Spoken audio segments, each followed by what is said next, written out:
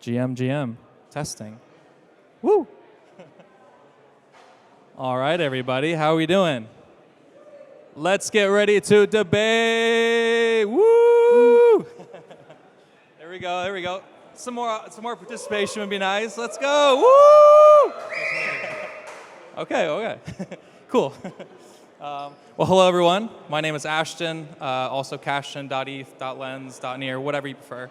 And I can't wait to host this debate. I'm super excited to be here. Thank you so much, NFC, for bringing us here, putting this together. An incredible event, incredible venue. Came last year, and I'm just continually surprised about how they're able to put this together and continue to switch things up. And this debate format should be interesting. My goal is to interact with you all. So if you don't already have a card, can we just maybe hold our hands? Who doesn't have a card? Okay, a lot of people. You got a job now, Joel. So we'll pass out some cards. That way we can get some engagement, some participation. That's the goal of a debate. Obviously, these two are going to debate. I'm going to debate as well. And then the goal is to get some of your perspectives. And I would like to bring one or two up, maybe more. We'll see how lively and how fun the audience is. But you can also come with your biting questions. Just be careful. I'm kidding. But cool. I want to kick us off. We are starting with a debate around, are partnerships with Web2 brands really beneficial? Is it beneficial to the Web3 space? Is it beneficial for the tech that we're trying to develop, the people that are involved in it? And how do we basically just onboard people for the right reasons and help this tech be adopted at a large scale and make sure that we're doing it for the right reasons, of course. And Web2 brands continuously come into the space, and we want to make sure that we're giving them the right feedback and the right strategy and goals in order to get there and do it in the right way. So yeah, with that, I will introduce my panelists and let them introduce themselves, basically. We have Loxley here, from CEO of Rug Radio. Let's give it up for Loxley. Woo! Nice. Do you want to go ahead and introduce yourself? Yeah, I'm Loxley. Happy to be here in Portugal, the land of my forefathers. So it's a nice welcome home. This is an exciting panel for us because our core competency, our business is partnerships with Web3 native and companies who are now marketing to Web3 audiences, and we are literally steeped in it every single day. So happy to be here. Woo! And now can we all give it up for Laura Wolff of Swprlabs. Woo! Go ahead and introduce yourself. Hey, I'm Laura. Some people might know me because I tweet about Taco Tuesday every Tuesday, very ferociously. So don't make me too hungry. No, and I also GM a lot. So yeah, I'm co-founder of Swprlabs, which is an agency that helps Web2 brands onboard Web3 technology we try to do it in the right way. And, we are just teaching them about the space and how they can integrate the technology for, better the experience for users. So. Nice. Thank you so much. And I also work for Flight 3, which is actually recently announced an acquisition. So we used to be Zebu Digital. Now we're Flight 3, and we're a Web3 marketing agency, been around for 2 years. And I help plan a conference in London every year called Zebu Live. And our core business is how do we onboard Web2 brands, but also make sure Web3 brands are establishing themselves in the right way and growing their community. And yeah, putting together things like this, which is so exciting. And so with that, I want to go ahead and kick us off with the first question. Are Web2 brand partnerships really beneficial? Put this up for yes, agree. Put this up for no, disagree. What do we feel like? Are they beneficial to the Web3 space? Okay, wow. Everyone agrees. All right. So they are beneficial. Cool. Good place to start. What are your perspectives on how they're beneficial and why they're beneficial? Let's hear from that a bit. Well, I think it's important that we understand that Web2 and Web3 are not really different things. Web3 is just, the next step of just a new layer of technology that you're implementing into what we have already. It's not like we were talking right before this about, when you had a regular company, and then social media started, you didn't talk about the company being Web 1 or Web 2 if they started having an Instagram. So it's just integrating a new layer that, benefits the users in so many different ways and gives a, different experiences and different benefits for not only people that are part of the brand, but also the company itself and how it's structured and how they do things. I think it's just, the next step that we're gonna see, and it's a matter of how we start that process of onboarding in a seamless way and really little by little, so people don't really feel like they are in Web3. Like people think Web3 is just NFTs or crypto, but it's really just like a layer of technology that can be integrated seamlessly if you do it right. So. Nice. And what do you think, Loxley? How are they beneficial? So Rug Radio is a Web3 native media company. So we were born on the blockchain. We were born on Ethereum. Our first official event was a minting event.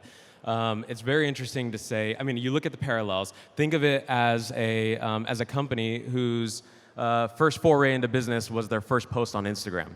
That might be a Web2 company. As a Web3 company, we focus on being that tech layer, that technology layer that allows for the accrual of value to the creators and consumers of content. And I know we want to look at Web2 companies, legacy companies with bigger audiences, and think that Web3 businesses need them. I would argue the opposite, that Web2 businesses need this new tech layer just like the Web 1 businesses needed that layer of internet that was social media, right? It's a way to create more frictionless opportunities, more deflationary economics, and ultimately an inevitability when we talk about advanced database management. So as important as it is for us to partner with Web 2 businesses for us, I think it's arguably more important for them to step into this next realm of business and internet technology layer. Yeah, definitely. I mean, it's really about how can we bring this new layer of interaction with not only your users, but also your consumers. People aren't just buying your brand, but now they're able to interact with it in a lot of different ways with this technology. And as things move more digitally, this is just the next level of ability to do things on the internet and show true ownership of what you own and what you're doing on the internet, and how you're able to transact with it as well. So it's basically a new layer, to be able to interact with these types of companies. I think Web2 brands bring that extra addition of users and consumers that you don't have in this little bubble that we're in. We're still in quite a bit of a bubble. It's a bit smaller at the moment, but now how do we open it up to this wider audience and show that it's valuable to these companies and bring more revenue and more ability to interact, as we mentioned. So I want to maybe give the audience a bit of perspective. Like, what's a really beneficial Web2 brand partnership that you've seen recently, and why were they beneficial? Well, I think, big companies like, for example, Starbucks with their Odyssey program is very beneficial because even if people don't really use it, but at least it brings that level of trust that we are lacking as an industry. Like, I think, we have very bad reputation because this is a very new industry. And when you get a very new industry, you get a lot of people that act tech savvy, just playing around, and some people that are opportunists just trying to make quick money. So there is a lot of level of distrust with, human nature is naturally, we are afraid of something we don't know.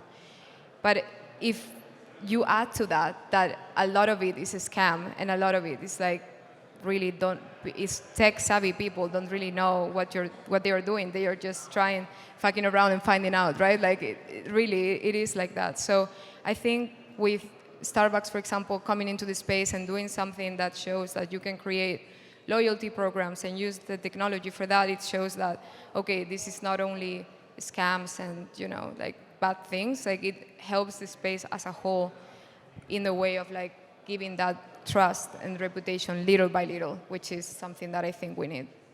Yeah, their Odyssey program, right. I think it's been incredible to see that bake out, and it's like this new level of loyalty you can have with your consumers and bring this level of trust and interaction with them is is really amazing. So, yeah, Loxley, what's your best example? No, have you, who's familiar with Alo Yoga? Is anyone familiar with Alo Yoga, the clothing company? Did you know that since 2019, that you can go into Alo Yoga locations and you can purchase their clothing in crypto? Who knew that? The people that are familiar with the brand, who knew that? A few? Two. I only see two. See, and I see some reds. There were some people that didn't know that. So, MoonPay. You're all familiar with MoonPay? Yes? Okay. Most people familiar with MoonPay? Let's use these cards. Let's get interactive. Use these cards. Yeah. So, a good friend of ours, Keith Grossman, who's over at MoonPay, I found out this whole thing about crypto and Alo Yoga for the first time at Consensus just a few months ago. Keith mentioned that since 2019, you can go into Alo Yoga and you can purchase with Ethereum or USDC inside Alo Yoga stores. I look at that as an opportunity, aside from just taking people who are digitally native. I look at a lot of organizations, a lot of nation states, the largest scale of organization, that are preventing people now from bringing their currency. I know it's happening in Indonesia. I know it's happening in a number of other countries. They are preventing their citizens from using their assets and their money outside of their native countries. With the borderless technology that we have with digital currency, the ability for Alo to be able to partner with a company like MoonPay, allow for digital currency purchases, opens up their consumer base to a whole new level of borderless transactions, of interacting. And we like to think about Web2, Web3 partnerships like Gucci and Yuga Labs, or and these things, and think about those partnerships. Well, the reality is it goes so much deeper than that. That's only the top superficial layer. And I think that the benefit can go all the way down to literally changing economic opportunity, giving people access to brands and experiences that they didn't previously have. And I think that's what I look forward to most in these Web2, Web3 partnerships. Yeah, I love that example. That's, it really does open that up to this new audience that previously was forbidden, was banned from doing that. So I think that's really cool. It's a good use. I think MoonPay, for example, does a lot of those great partnerships to onboard more of these brands, which is important. We need these Web3 companies to start trying their best to onboard these brands as much as they can. They almost need like a strategy arm to help get them into it, which is important. And I guess I want to hear from the audience a bit. What's one example that you found has been the most beneficial Web2 brand partnership? We'll hear from one person. We're trying to do this little level of engagement. Does someone want to give an example? Adidas? Yeah? Nike? Dot Swoosh? How do we feel about Dot Swoosh? Do we feel like Dot Swoosh is going to be great for this Web3 industry? Yes or no? People know what Dot Swoosh is? Who doesn't know what Dot Swoosh is? Okay, cool. Just making sure. But yeah, the recent partnership, obviously, with EA is massive. It's going to bring all these new people on board, and then now that they have the Dot Swoosh kicks, they can then wear them in these different games, and they can wear them in these different places and metaverse, which I think is quite exciting. How do you feel about Dot Swoosh, for example? I think it's great. I think it's a very targeted approach. I think it was. I don't know what their end goal is. We worked with Nike very lightly early on when they announced the Dot Swoosh. They actually announced and debuted Dot Swoosh as a program on Rug Radio, so we were very proud of that. But I don't know, if their target is to make Nike more appealing to Web3 native consumers, or if their target is to bring traditional consumers into Web3. And unfortunately, I don't know the answer to that. Yeah, that's fair. but essentially, they worked their way up to this, right? They tested. I think that's what's been important with some of these Web2 brands is they've tested with people that know the space, they know what's important, and then eventually they feel comfortable enough to launch their own thing and hopefully eventually do it in the right way, which I think Dot Swoosh is a good example of that, for sure. Yeah. I want to have another question for the audience. So are Web2 brands doing these partnerships just for the hype? Yes or no? Yes or no? No. Okay, we got some no's, we got some yeses. What are your guys' opinions?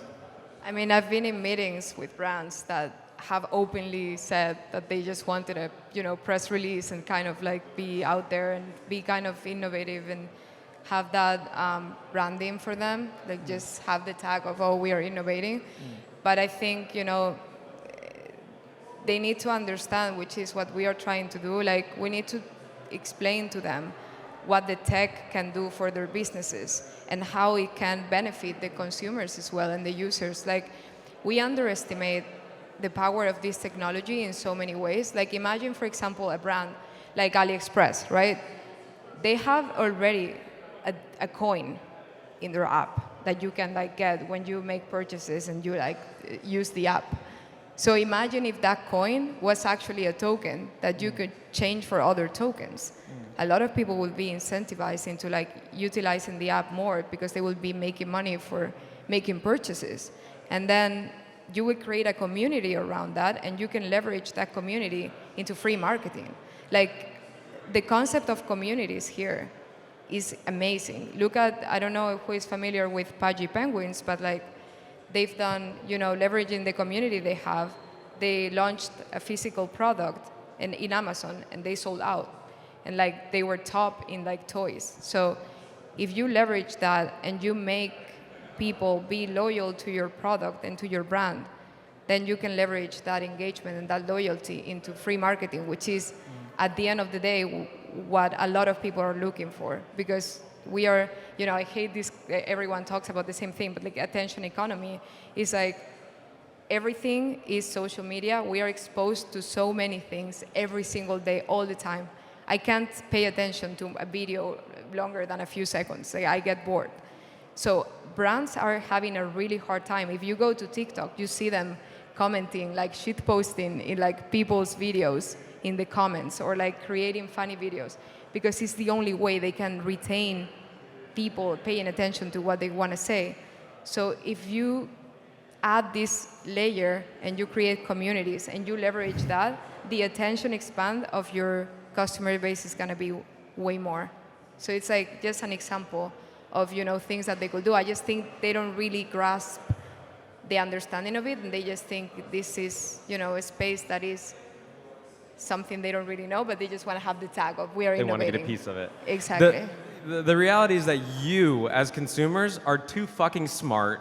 You recognize that when someone's coming in, trying to cash grab and take money from you by riding on this train of Web3 or hype, right? They see it as a gold rush. You're not going to fall for it. Then take Laura's example of Pudgy Penguins. Luca, the genius that he is, can build true, authentic engagement with the community and launch a plushy toy and do $1 million in revenue in 48 hours, and we applaud him because he fucking deserved it, because it was authentic and it was the right move, right? There's the companies that come in try to leverage Web2, Web3 partnerships for the cash grab, genuinely are not going to make it, right? They're in GMI. Those who focus on building community, whether it's authentically within Web2, on social media, within Web3, within these blockchain-based communities, and then continue to produce revenue, build their internal economies, we will applaud them for it, because all of us, whether we like to admit it or not, we love the underdog story. We love a fighter. We love someone who comes and makes something and produces success, because it gives us aspiration to what we can do. And as long as they don't do it at our expense by preying on us, we'll applaud them. Yeah, very, very important. I mean, I think us as consumers should be aware of that cash grab, and typically we are. So it's a good point that, like, yeah, they're going to lose that trust immediately interacting with the Web3 space if that's the way they do it. So yeah, it's about how do you build that community long term. I want to hear from the audience. Who's got an opinion on why Web2 brand partnerships are just doing it for the hype? This guy right here. Can we get him a mic real quick?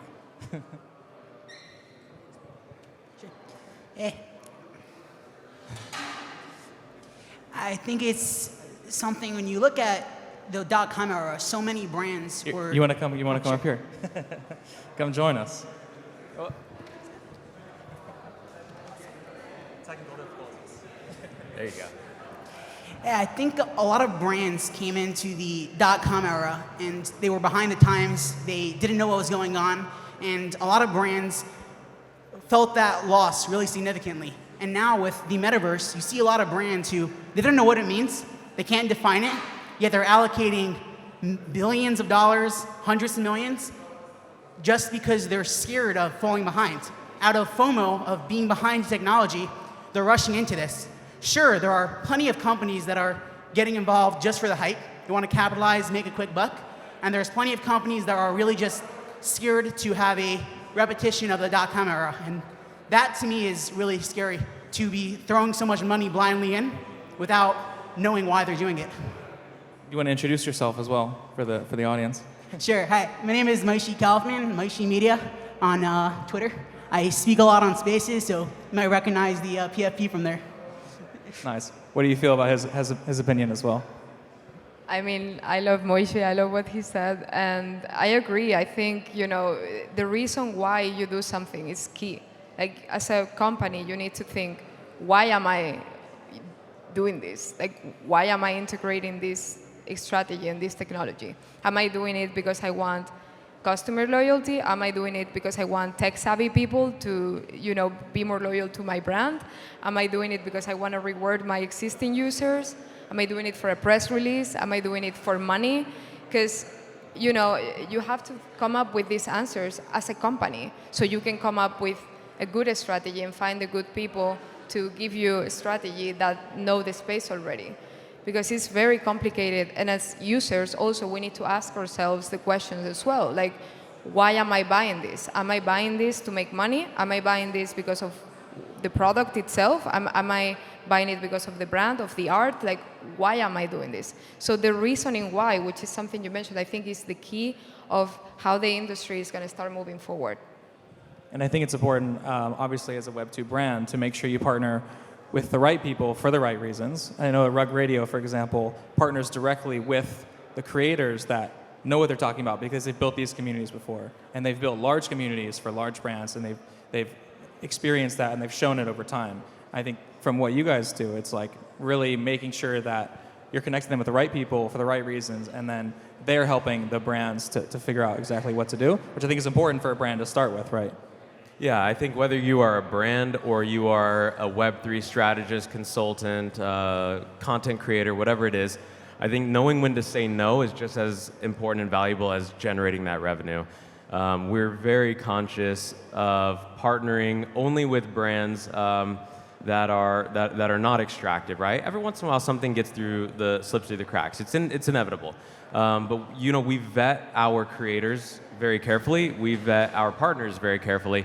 And it's because we understand that the consumers and the audience, the people that support us by showing up day to day, don't want to be shilled garbage. They deserve to be respected just as much as we want them to respect us.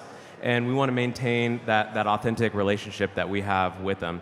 And so, we're very cognizant of that. One, partnering with the right people on, the partnerships and brand side, the commercialization side, and then partnering with the right creators who truly have the brand's and audience's best interests in mind. I think we have, just a little tangentially here within the space, we have this tendency to demonize commercialization. And I don't think that commercialization is inherently bad. The question is, how do we do it responsibly? I think a big thing is you want to live everything in your life in a deterministic fashion. You want to know the reason why you're doing things. And every time a company does something, to ask a question is not FUD. I probably tweet this out once a month at this point. Asking questions isn't FUD. Ask questions, because you should know and they should know. And they should have a very quick, easy answer as to why they're doing X, Y, Z. So that's really important, to know your why.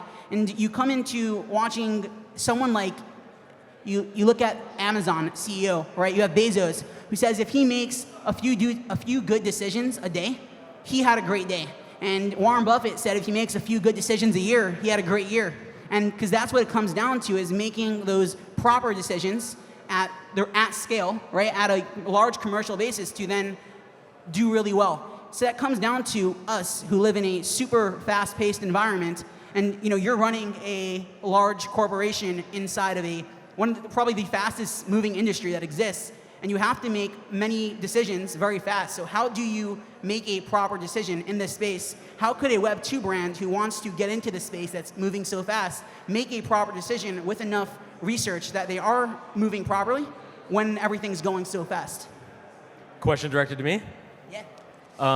You know, I think, one, as a Web2 brand, if you're a Web2 brand, having a team dedicated, and regardless of having someone internally dedicated, being able to bring somebody like CV aside, college education, university education aside, find someone who is natively in the space. Like, let me ask you, if you were a company, let's say you're a clothing company or a shoe wear brand, and you're trying to enter into athletics, you want to build athletic shoes instead of dress shoes.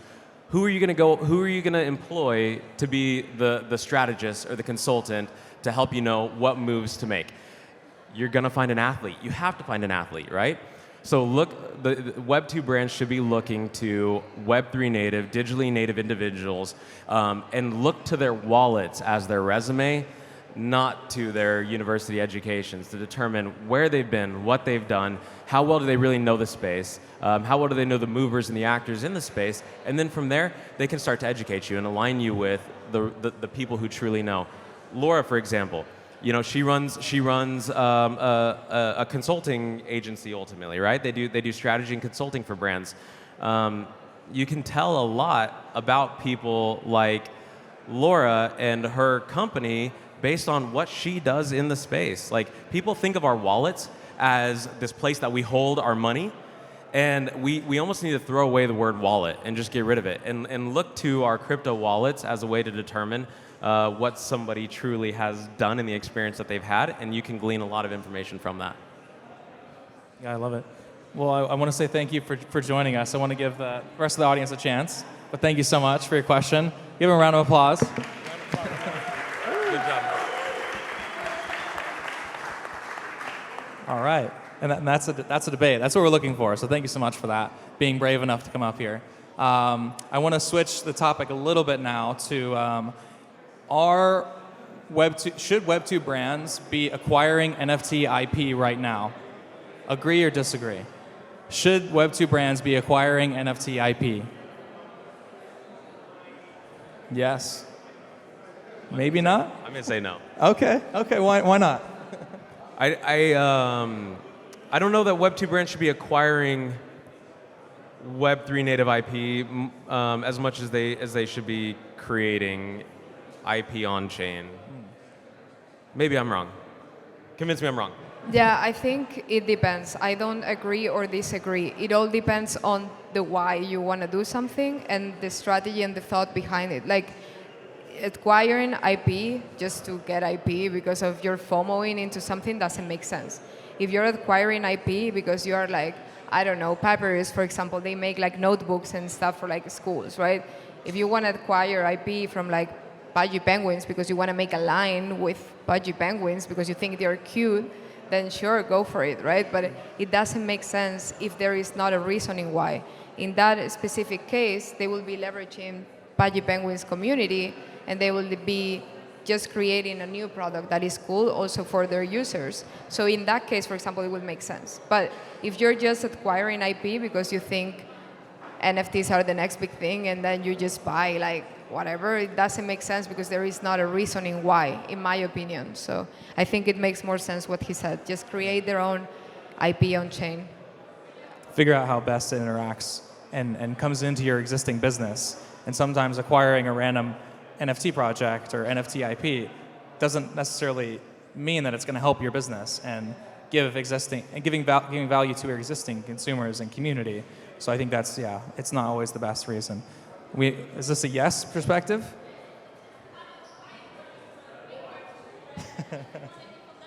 If you want to hear from that perspective, of course, at the moment, we're using Web3 partners for agencies because we have legal and compliance issues if we do that ourselves. Look at Porsche, for example, how they did it, and also Adidas. Otherwise, at the moment, we need the whole infrastructure of wallets for ourselves. How do we even receive crypto? So all these issues we have to solve first. And for really big brands, if you're talking about over 100 or 200,000 employees, it's not that easy to implement it that fast. And this is why at the moment we need the bridge. But long-term perspective, and look at Porsche also, from the moment it gives you money, they established their own agency with Porsche Digital.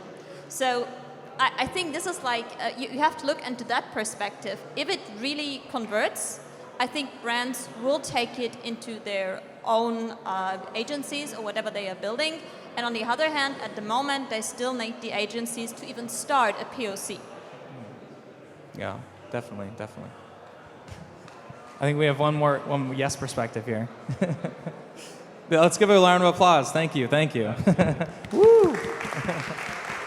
Yeah, I agree. It's not easy for these brands to implement this technology. It takes a lot of effort and investment. On that topic, you actually can rent IP using Feature.io. So instead of buying and acquiring wallets and all this stuff, you can actually rent from Feature.io from people who have an asset. Say Pudgy Penguins, for example, since we talked about that a lot. They can put their Pudgy Penguin on Feature.io with a whole profile, and then a Web2 company can come in and rent or license it out, which makes it really easy for Web2 companies to then have it on their book holdings. It's kind of that bridge you were talking about. It's not so popular right now, but it is. There are some things now being implemented, which is pretty cool. Yes. I don't work for Feature.io, but it's a tool out there. No, that's a great example. Yeah. Let's give it up. Thank you.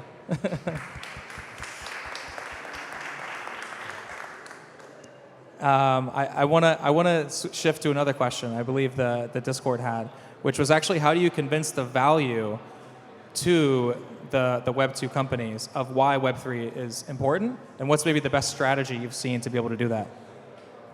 Okay, this is a very hard question, to be completely honest, because Tough. this is something that, when we have a meeting with a company or a brand, they ask this, okay, what can I do with this technology? You can do so many things. It's impossible to tell you only one thing. You can do a lot of different strategies. Web3 is not only creating a token or creating NFTs or creating community. Web3 involves more technologies like AR, VR, different technologies that you can implement. And there are so many things. So it's starting from, for example, as I said, the AliExpress example, just their existing token, doing it like a real token. That's one example of something that could be done. Other thing that could be done could be I don't know, imagine I go to eat McDonald's and then I scan a QR code and then I get an AR of a little character that I can post on my social media and get rewards for that, and then I'm creating more loyalty with that company as a user. There are so many things that this technology could be implemented in. It's impossible to just, I could talk about it, but I wrote an ebook of 120 pages about this, so it's I will go read it. Yeah. Yeah, I actually if someone wants the ebook, just email me. My email is on my Twitter, but yeah, I'll just give it for free. So. Yeah. Not an easy one. What do you think, Loxley? Yeah, I think it's so case specific, right? There's a million things that Web3 technology can do. I assume that everybody in this room knows the breadth of opportunities within Web3 and what the technology can do. But you look at brands like Porsche, right? Or even if any of you are watch fanatics, Swiss watches, a lot of the Richemont brands like Vacheron Constantin use blockchain technology to track the manufacturing process and literally attribute provenance through the entire process, supply chain verification. That's a case that most people who are buying PFPs don't recognize, right? The other thing, on the other opposite end of the spectrum is using consumers, because our wallet addresses are all public. You can get on Etherscan and see what any individual wallet owns, but using that data to better determine what your consumers buy, what they like, how long they own the assets that they own, and then cater your offerings more towards the things that your consumers are truly interested in, versus just trying to, again, show them stuff that they might not be interested in. So there's such a wide variety of use cases for blockchain technology for Web3. It's really hard to pinpoint and say there's one specific thing, one specific piece of advice that you could give to a brand, when ultimately each case is going to be completely different than the last. Will every brand eventually need to use Web3 tech? Every brand, every company. Will every company? I would say if you identify as a brand, yes. If you identify as a business or a company that isn't necessarily dependent on your brand, maybe not. If you're selling a commoditized service, like let's say you're a local plumber and you don't care to know the details about your consumer interactions, then no, in 50, 60, 70 years from now, you could probably still get along performing services for your consumers within your parochial business and not have to worry about blockchain technology. I think as a brand, with marketing at the core of your operations, I think just like social media is inevitable and invaluable, blockchain technology will be as well. What does the audience think? Will every brand need to use Web3? Yes or no? Oh, we got to know. Okay, let's hear it. You want to come up here? Okay. Okay, this is almost tag team. Good job. Hi everyone, Philippe, by the way, nice to meet you guys. Nice to meet you. Really good conversation. I have a thought on whether all the brands have to use Web3 in the future. And I'm thinking on the consumer perspective, right? I think all brands might need to use Web3 if at some point all their consumers are somehow related or using some piece of Web3 technology, some wallet, some kind of... Because in a way, brands jumped into the social media bandwagon because people were there, right? It wasn't the other way around. So the question a lot is, how can Web2 brands really benefit from Web3? The question is, how Web2 consumers can benefit from Web3? How can we also onboard these consumers? Because that will bring brands after. That's exactly what, it will start to convert. So I still don't know if every type of brand consumer will be a Web3 user somehow, a wallet user. And my question is, do you think that's the future?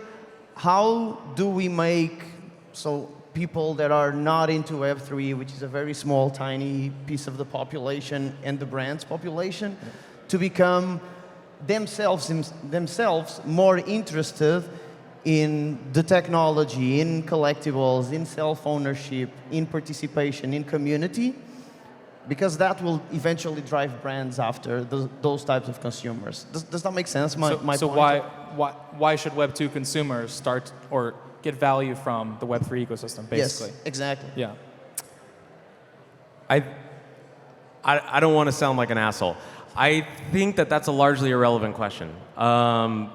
Sorry, because I don't think that non-fungibles and tokens and the IP that we're creating on chain is necessarily relevant to most consumers at all. However, if you look at specifically the macroeconomics of the West, US market, my personal opinion, we're fucked.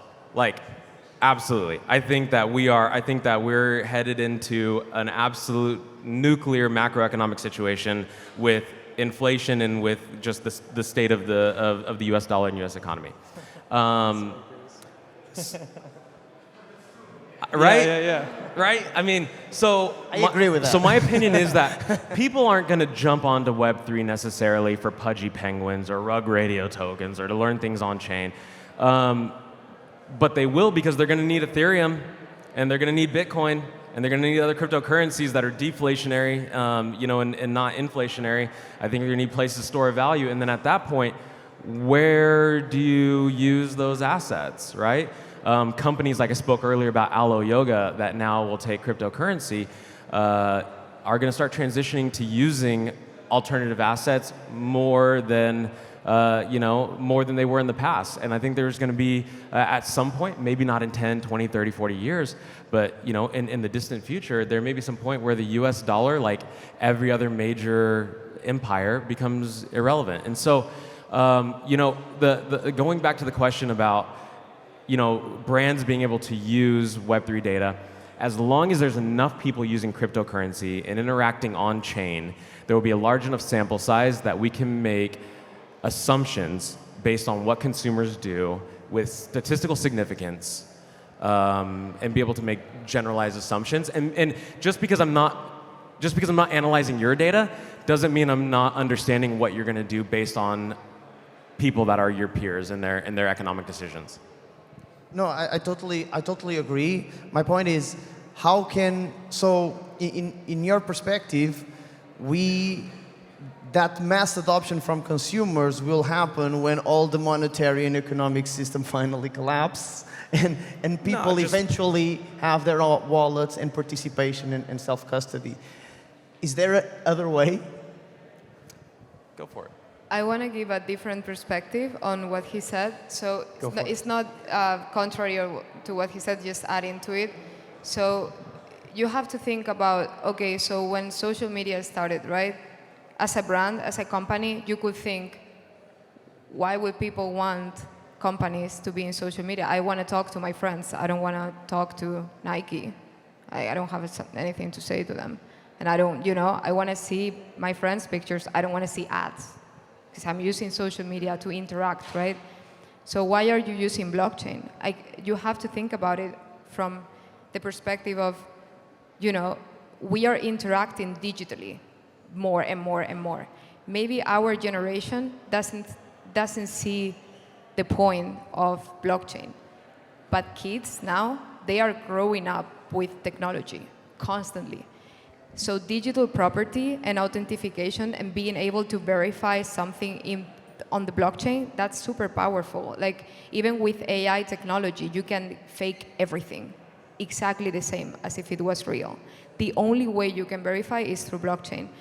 But not only that, just as digital experiences, you're going to want more and more with time. So as a company or a brand, you have to think, okay, it's the same as they started being on apps, on phones, on social media stuff, how they can start integrating AR, VR, crypto, NFTs, and so on, in a way that makes sense. I agree that right now, for a company to make a token or create an NFT for no reason, it makes no sense. It makes sense if you have a reasoning, like, okay, what am I trying to do with this? Am I rewarding my customers? In that case, then the customers get benefit from, participating in an ecosystem, which is something that they need to be rewarded for anyways. They are sharing data when they are using apps. They are sharing information all the time, and they are also interacting with brands. So if you can reward your customers for doing that, you're going to get a lot of more people interacting with your company, and it's also going to benefit those people to get rewarded. And it's going to be mutually beneficial. So I just think, from a perspective of why does it make sense, is seeing like a large perspective of the new people that are growing up with technology and how you can implement this new layer in a way that makes sense for both consumers and companies. Yeah. Whether we like it or not, the next generation, our children, will be seeing the world through those Apple ski goggles, right? Or products like it. And right now we look at it and we think, oh, who's going to use this? But it'll be completely normal to them. It's a new layer of interacting with the digital environment around us that we're all moving closer to with our lives. And I think it's just going to continue to interact. We're going to continue to interact more and more with Web3 as the technology and the ability to interact with the digital ecosystem expands. I think Web3 is the underlying layer of that. And I can't wait to see just how we're going to be interacting in that space further and further in the future. I know it's going to keep coming. So unfortunately, we do have to wrap it up. That's basically our time. And I want to thank everyone, thank the audience, thank you so much, thank the panelists. Let's give it a round of applause. Thanks for having me. And I want to do one last poll. Are Web2 partnerships really valuable for the Web3 space? Woo! All right, there we go. Thank you so much, everyone. Have a great day. Thank you.